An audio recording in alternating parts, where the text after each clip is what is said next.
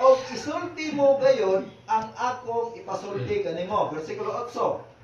Ayaw kahadlok kanila, ay ubanan o panalitan ko ikaw. Ania, ako ang Ginoo, maoy nag-ingon niini. Versikulo 9. Unya gihikap sa Ginoo ang akong ngabil o giingnan niya ako. Ania, ibutang ko ang akong mga pulong diha sa imong mga ngabil. Kamutahan ng mga Dios nini nga kabuntagon. Dalaygon ka o Dios sa walay katapusan. Salamat sa imong pagkamayo o Dios. Ginoong Dios, ablihi ang matagusan namo kasing-kasing nga kining pulong karon nga among pagyatunan o Dios. Mahimo kining panalangin sa matagusa. Pasabot kami sa imong mga pulong o Dios.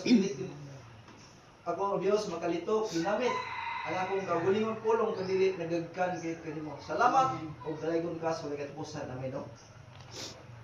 Aron ang kaluwasan moabot nato sumala pa sa balaan nga kasulatan.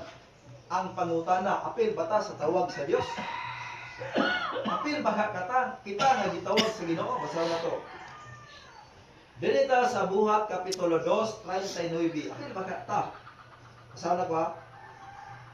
Kay ang saad sa Dios alang man kaninyo. Ang saad sa Dios giyon diri alang man kaninyo katong mga katawhan sa Israel, no? Kay ang saad sa Dios alang man kaninyo og sa inyong mga anak, no? Doon ay mga anak sila, mga Hudiyo doon ay mga anak. Ang Israel ang unang isagaran sa kay ang saad sa Dios alang man kaninyo sa inyong mga anak sa tanan nga atuas sa layo.